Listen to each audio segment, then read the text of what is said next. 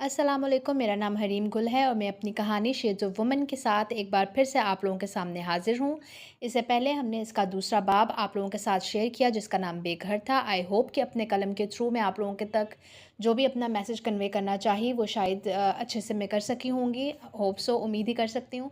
अब हम अपनी इसी कहानी के तीसरे बाब की तरफ चलते हैं और कहानी कुछ यूँ है। शेड्स ऑफ वुमन तीसरा बाब, मासूम, हरीम गुल लिखारी। इस कहानी को शुरू करने से पहले मैं एक बात करना चाहती हूँ कि इस कहानी का अगर किसी भी किस्म का कोई ताल्लुक़ नहीं है। ये कहानी सिर्फ़ और सिर्फ़ मेरे ज़हन की से लिखी हुई एक कहानी है और अगर किसी से भी इसका कुछ रिज़ेम्बलेंस हो जाती है तो वो क्लेम मेरे पे नहीं आना चाहिए। चलें अब हम इसे शुरू करते हैं। एक तो मुझे समझ नहीं आता ये माएँ बच्चे पैदा ही क्यों करती हैं, जब उन्हें सँभाल कर नहीं रख सकती। हैदराबाद के इलाके में हुई बच्ची के साथ ज़्यादती की खबर एज़ यूजुअल आग की तरह फैल चुकी थी। जहाँ सोशल मीडिया पर हर शख्स अपनी राय दिल खोल कर दे रहा था, वहीं उस वीडियो के नीचे ही अगला कमेंट कुछ यूँ था, जिसने ज़्यादती की उसके साथ ऐसे माँ-बाप को भी कुछ सज़ा दें, जो अपने बच्चों को दूसरों के लिए तरनवाला बना देते हैं। पर क्या किसी के भी बारे में कुछ भी कमेंट करने से पहले सिर्फ़ एक बार हमें सोच नहीं लेना चाहिए? क्योंकि ये लाज़मी तो नहीं कि वैसा ही हो जैसा आप समझ रहे हैं। आपगीने कराची की रिहायशी थी और उसका ताल्लुक एक सुलझी हुई छोटी-सी फ़ैमिली से था। आपगीने के अब्बा का अपना अच्छा खासा चलता हुआ जनरल स्टोर था, अम्मा स्कूल में टीचर थीं, एक छोटी बहन थी जो कॉलेज में थी और फिर आपगीने जो कराची यूनिवर्सिटी की ही तालिबा थी। और वहीं यूनिवर्सिटी में ही उसकी मुलाकात सुलेमान से हुई थी और ये मुलाकात बाद में मोहब्बत में तब्दील हो गई। सुलेमान का ताल्लुक हैदराबाद से था और जब सुलेमान ने अपने बचपन की मंगेतर को छोड़कर आपगीने से शादी की ख्वाहिश की तब घर भर में भूचाल बरपा हो गया था। पर सुलेमान ने भी हमेशा की तरह औलाद का आजमाया हुआ ब्लैकमेलिंग का हथियार उठाया और मरने की धमकी दी, जो कारगर साबित हुई और यूं आपगीने ब्याह कर हैदराबाद आ गई। एमए फिज़िक्स में गोल्ड मेडल लेने वाली बेस्ट डिबेटर ससुराल आने के बाद सही मायनों में चकरा कर रह गई थी, क्योंकि भरे पूरे ससुराल में कोई भी उसे अपनाने को तैयार नहीं था। सुलेमान की फैमिली एक टिपिकल फैमिली थी, जिन्हें अपने बेटे की पसंद से आई लड़की से हर पल खतरा महसूस होता था कि कहीं वो उसे उनसे छीन ना ले। यूँ तो सुलेमान की फैमिली भी कोई इतनी बड़ी नहीं थी, वालिद हयात नहीं थे, एक बेवा माँ थी जिन्हें हर पल अपने बेटों को जोड़े रखने का खौफ था। एक ही बहन थी जो ब्याही हुई थी, बाकी दो भाई छोटे थे, जिनमें से एक इमरान था जो अखबार में रिपोर्टर था, जबकि दूसरा वलीद था जो कॉलेज का स्टूडेंट था। और इस सब के साथ-साथ आप गिने पर सुलेमान की तरह सबको अपना बनाने का प्रेशर ज़रूर था। वो चाहता था कि आप गिने सबको अपना वैसा ही गर्विदा बना ले, जैसे वो सुलेमान को बना चुकी थी। आबी की नंद नूरीन जो ज़्यादा दूर नहीं रहती थी, ज़्यादातर मैके में ही पाई जाती थी और माँ के साथ-साथ उसने भी जैसे कसम ही खा ली थी कि आबी को चैन का साँस लेने नहीं देना। सुलेमान की मोहब्बत में जैसे-तैसे ज़िंदगी गुज़र रही थी कि तभी आबी उम्मीद से हो गई और साल भर बाद ही एक गुलगोथनी सी मेहरमा को जन्म दिया। वो बच्ची इतनी हसीन थी कि देखने वालों का दिल मोह लेती थी। उसे देखते बिल्कुल किसी गुलाबी गुड़िया का सा गुमान होता था और जब पहली बार आबी के बाबा ने उस बच्ची को देखा तो देखते ही उसे मेहरमा का नाम दे दिया, जो सुलेमान को भी बेहद पसंद आया था। पर आबी के ससुराल वाले इस बात पर कुछ ख़ास खुश नहीं थे। मेहरमा ज़्यादातर अपनी दादी के ही पास होती थी। आबी को बेवजह उसे उठाने की इजाज़त नहीं थी। बकौल सकीना बेगम के अगर बच्ची को गोद की आदत पड़ गई तो काम कौन करेगा? हत्ता कि वो मेहरमा को फ़ीड भी वहीं बैठकर करवाती थी। दूर से अपनी फूल सी मेहरमा को देखते आबी अपनी ममता की प्यास बुझा लेती थी। पर रात में जब आबी को सुलाने के लिए मुकम्मल तौर पर मेहरमा दी जाती तो वो घंटों अपने थकन से चूर बदन को मेहरमा के लिए जगाए रखती। कभी उसके पैरों को चूमती तो कभी हाथों को लबों से लगाए अपनी ममता को सैराब कर लेती। सुलेमान माँ बेटी को देखते हंस देता और कहता, "आबी, जब तुम रात रात भर मेहरमा को लिए बैठी रहती हो तो लगता है कि जैसे पता नहीं कितने अरसे बाद मिल रही हो उससे।" तब आबी सुलेमान को देखते सर झटक देती थी। भला अब उसे क्या ही बताए कि अपनी ही बेटी को गोद में भरने के लिए रात होने का इंतज़ार करना पड़ता है। वक्त यूं ही गुजर रहा था, कामों में उलझे, अपनी बेटी के लम्स को तरसते, घन चक्कर बने हुए। आबी को इस घर में आए 4 साल, जबकि मेहरमा 3 साल की हो चुकी थी। तभी एक दिन आबी ने किचन में बर्तन धोते हुए सामने मेहरमा पर निगाह की, जो अपने चाचू वलीद की गोद में बैठी बहुत मज़े से कार्टून देख रही थी।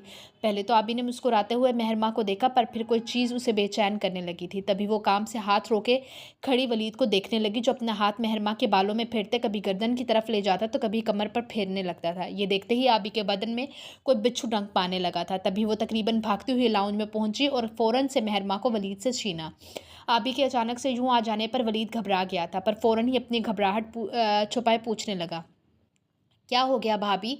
सब ठीक है ना? हाँ, वो इसे चेंज करवाना था। वो कहते जल्दी से आबी को लिए अपने कमरे की तरफ बढ़ गई और कमरे में आते ही चटकनी लगा ली, जैसे अभी भी किसी चीज़ का डर हो। मेहरमा को खुद में भींचे वो खुद को तसल्ली देने लगी थी कि सब सही है, सब सही है।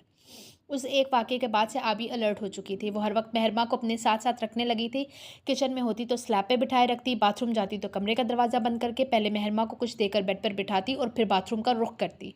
वलीद को आबी की हरकतें शकूक में मुब्तला कर गई थी। आबी उसे कोई भी मौका देने को तैयार नहीं थी। तभी एक दिन आबगी ने आबी आबी मेहरमा की उँगली पकड़े कमरे में दाखिल हुई। जी अम्मी, मेरी अलमारी तो ठीक कर दो, बेहाल हुई पड़ी है, पर ज़रा जो एहसास हो कुछ तुम्हें, अपनी इस चट्टान भर की लड़की से फुर्सत हो तो कुछ करो। वैसे मैं नोट कर रही हूँ कि तुमने तो इसे बिल्कुल ही अपना दुमछल्ला बना लिया है। वो अम्मी, बस आजकल थोड़ा मैं इसे क्वेश्चन सिखा रही हूँ, एडमिशन करवाना है ना इसलिए। एडमिशन अभी ज़मीन से निकली नहीं और एडमिशन की पड़ गई है। मैं नहाने जा रही हूँ, कपड़े सही करके ये कत्थई सूट प्रेस करके दे जाना मुझे। जी अम्मी, अभी कर देती हूँ। ये लो मेहरमा, ये मोबाइल पे कार्टून्स देखो। आबी ने मेहरमा को मोबाइल पकड़ा दिया और खुद अलमारी में मुँह घुसाए कपड़े ठीक करने लगी। अभी आधा घंटा ही गुजरा था कि आबी मेहरमा को देखने के लिए पीछे मुड़ी, पर मेहरमा को वहाँ न देखकर वो सुन्न सी हो गई। छठी हिज़ कुछ बहुत गलत होने का संदेश दे रही थी। वो जिसमें पहले हिलने तक की भी सकत नहीं थी, एकदम से बाहर की तरफ भागी। वो जो हड़बड़ाती हुई अपनी सास के कमरे से भागती हुई बाहर निकली थी। मेहरमा को लाउंज में काउच पर सोते देख एक सकून की लहर दौड़ गई, पर सामने ही दूसरे काउच पर बैठा वलीद राल टपकाती हुई नज़रों से मेहरमा को घूर रहा था। उसकी नज़रों में रची खबासत देखते हुए आबी की रीढ़ की हड्डी में सनसनाहट दौड़ गई थी। तभी वो चील की तरह लपकती मेहरमा तक पहुंची और अपनी आगोश में भरती अंदर बढ़ गई। आज के वाक़ये के बाद आप गीना ने सुलेमान से बात करने का तहिया कर लिया था, पर अपने ही शोर के सामने उसके भाई के मुतल्लिक ऐसी बात करना भी मुश्किल लग रहा था। पर अब बात कुछ बढ़ गई थी और वैसे भी बात उसकी बेटी की थी और उसके लिए तो कुछ भी। सुलेमान, कहो। सुलेमान जब ही सोने के लिए लेटा था हंकार भरते पूछने लगा। सुलेमान उठकर बैठे, मुझे बहुत ज़रूरी बात करनी है आपसे। कल कर लेना यार, अभी सोने दो, बहुत थका हुआ हूँ। सुलेमान, अब क्या? आबी ने दांत पीसते हुए उसके ऊपर से चादर खींची। उफ, क्या मसला है, बोलो। सुलेमान झुंझुराते हुए उठ बैठा। सुलेमान, वो पहले पहल तो आबी को अपने लफ्ज़ कहीं गुमते हुए महसूस हुए, पर फिर जी कड़ा करके बोलने के लिए लब खोले। सुलेमान, वो वलीद। हाँ, क्या हुआ वलीद को? सुलेमान ने जमाई रोकते हुए पूछा। वो सुलेमान, वलीद का रवैया काफ़ी अजीब सा है मेहरमा के साथ। मतलब वो बहुत अजीब तरह से उसे देखता है और जिस तरह से वो उसे हाथ लगाता है। मतलब सुलेमान, आप समझ रहे हैं ना तुम कहना क्या चाहती हो? सुलेमान के दांत पीसने पर आबी दहल गई थी। मुझे उसका यूँ मेरी बेटी को छूना कुछ ठीक नहीं लगता Suleman. Are you out of your mind आबगी ने? तुम तुम ऐसे सोच भी कैसे सकती हो? इतना बड़ा इल्ज़ाम, वो भी मेरे मेरे भाई पर।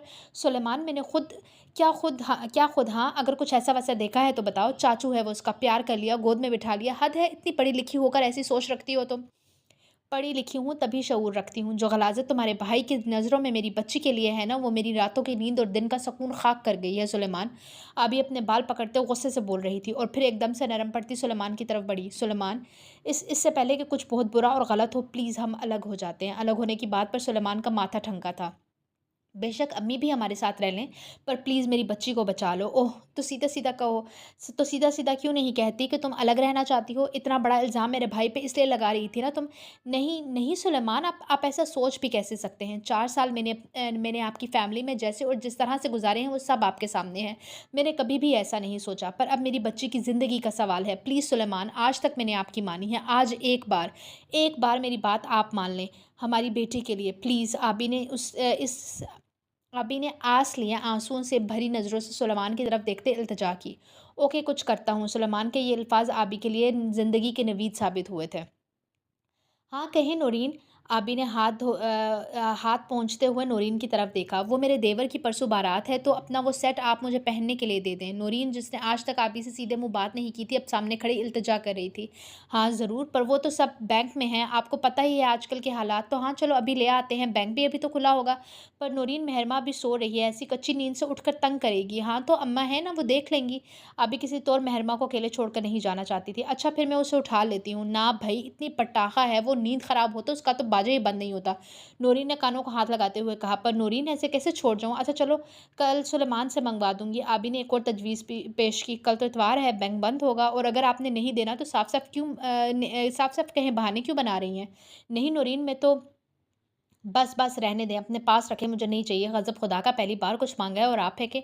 नूरीन हाथ हिलाते बोलती हुई आगे बढ़ रही थी। अच्छा रुको तो नूरीन ठीक है, चलो मैं मेहरमा को अम्मी के कमरे में लिटा देती हूँ। आबी नूरीन के साथ बैंक आ गई थी, पर पता नहीं क्यों दिल इतनी तेज़ी से धड़क रहा था कि बार-बार एसी में बैठे हुए भी पसीने आ रहे थे और अपना लॉकर खोलते हुए 2 दफ़ा तो चाबियाँ ही हाथ से छूट गई थीं और नूरीन आबी को देखते हैरान हो रही थी कि इस औरत को अपना ज़ेवर कितना प्यारा है कि किसी को देते हुए ये हालत हो रही है। आबी घर पहुँचते ही अपनी सास के कमरे की तरफ भागी थी। "मेहरमा, मेहरमा" आप गिने आवाज़ देते जैसे एंटर हुई बेड बिल्कुल खाली था।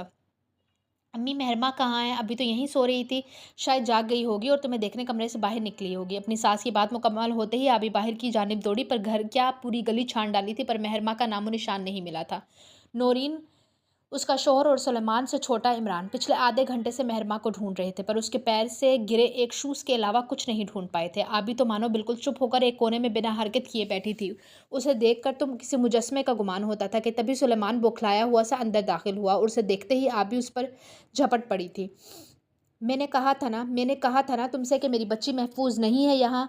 कहा था ना बचा लो उसे इस दरिंदे से, पर नहीं, तुम्हें तो बहुत भरोसा था अपने खून पर। आरोज़ार रोते सुलेमान को गिरबान से पकड़े उसे झंझोड़ रही थी। मुझे मेरी बेटी चाहिए सुलेमान। अगर अगर वो ना मिली तो मैं तुम समेत इस घर को आग लगा दूंगी। मैं हर चीज़ को आग लगा दूंगी। सुना तुमने? सुना? सुलेमान ये क्या बकवास कर रही है तुम्हारी बीवी? क्या इल्ज़ाम लगा रही है मेरे बच्चे पर? इल्ज़ाम नहीं लगा रही, बिल्कुल सच कह रही हूँ। आज इस घर में पहली बार आबी की इस कदर ऊंची आवाज़ सुनी गई थी। और अगर झूठ बोल रही हूँ तो कहाँ है आपका बेटा? बुलाएँ उसे, बुलाएँ ना। कहाँ से बुलाऊँ उसे? वो तो मेहरमा के गुमने से आधा घंटा पहले आया था, बोल रहा था कि अपने दोस्त के साथ कराची जा रहा है और तब तो मेहरमा सो रही थी मेरे कमरे में। एक बार फिर वलीद सबकी नज़रों में सुरखरू हो गया था। सुलेमान, आप वलीद को फ़ोन मिलाएँ। मेरा दिल कह रहा है वो उसी के पास है। प्लीज़ सुलेमान। आबी को बिलखता देख वलीद को कॉल मिलाई गई पर उसका नंबर बंद आ रहा था। उसका तो नंबर ही बंद है। देखा, वही ले गया मेरी बच्ची। हाय मेरी मेहरमा। सुलेमान देख, देख इसे चुप करवा ले, नहीं तो मैं भूल जाऊँगी कि इसकी बच्ची लापता है। आबी अब बस करो, हम ढूँढ रहे हैं, हम ढूँढ लेंगे उसे। राशिद भाई चलें हम पुलिस स्टेशन चलते हैं। हाँ, जाएँ और उन्हें कहें कि वलीद को ढूँढें। आबी ने चिल्लाते हुए फिर से वलीद का नाम लिया। अब की बार अब की बार सुलेमान वो गुस्से से आबी की जानिब बढ़ा और बाजू से दबोचता साइड पर ले आया। तुम अपनी बकवास बंद करो, अब एक लफ्ज़ और ना निकालना। वो मेरा भाई है, मेरा खून है, जिस पर तुम इतनी बड़ी तोहमत लगा रही हो। पर सुलेमान, मेहरमा भी तो आपका खून है, औलाद है आपकी। हाँ, औलाद है मेरी और मैं ढूंढ लूँगा उसे। सुलेमान, आप मेरी बात माने और वलीद को ढूंढें। मुझे मुझे पूरा यकीन है कि बस आबी, बहुत हुआ। अब एक लफ्ज़ भी और निकाला तो खड़े खड़े तलाक दे दूंगा, समझी? इर्द गिर्द खड़े लोग जो चैमगोइयाँ कर रहे थे उन्हें खुसर फुसर करते देख सुलेमान उसे वार्न करता वहाँ से निकलता चला गया था। वलीद को गए 2 दिन हो गए थे और बकौल सब घरवालों के वो घूमने फिरने गया था और ऐसा गया था कि किसी से कोई कांटेक्ट ही नहीं किया था। मेहरमा को गुम हुए भी 2 दिन हो गए थे और साथ ही आबी की हालत बहुत ख़राब थी। उसे गशी के दौरे पड़ने लगे थे। आबी के अम्मी अबू भी हैदराबाद से आ चुके थे। सुलेमान, जी अंकल, बच्चे मैं एक बात करना चाहता हूँ, अगर तुम बुरा ना मानो तो। जी अंकल, कहिए। बेटे, अगर आबी इतनी शोर है तो यकीनन उसने ऐसा कुछ देखा होगा, वरना इतनी बड़ी बात कोई इतनी आसानी से नहीं कह सकता। वो माँ है उसकी। तुम एक बार उसको सुनो तो सही कि वो कहना क्या चाहती है। और ये भी देखो कि वो भी तब से घर नहीं आया और नंबर भी बंद है उसका। पर अंकल, वो मेरा भाई है, पूरी ज़िंदगी साथ रहा है, उसका कैरेक्टर बिल्कुल साफ़ है, उसका तो कभी किसी लड़की से कोई अफ़ेयर नहीं रहा, तो मैं कैसे मान लूँ? पर बेटा, जब इंसान की आँखों पर हवस की पट्टी बनती है ना, तो वो उसे बिल्कुल अंधा कर देती है। अभी उनकी बात मुकम्मल भी नहीं हुई थी कि इमरान अंदर दाखिल हुआ। भाई? हाँ इमरान, कुछ पता चला? भाई, वो मेरा एक दोस्त मिला है जिसका कहना है कि उसने वलीद को लास्ट टाइम कहीं बौखलाए हुए जाते देखा था। और क्या इमरान? और वो ये भी कह रहा है कि मेहरमा भी उसकी गोद में थी, जिसे वो किसी चादर में लपेटे हुए था। क्या? अब सुलेमान के सही मानों में 14 तबक रोशन हुए थे।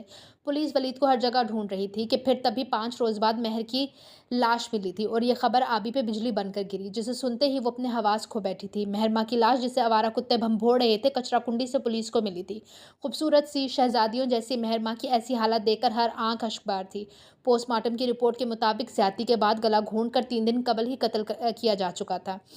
आबी, आबी मेरे बच्चे। फरहा ने आप गीना के मुंह में नवाला डालना चाहा। अम्मी, मेरी मेहरमा सो रही है, ये देखें, सो रही है मेरी मेहरमा। आबी मेरी जान, होश करो।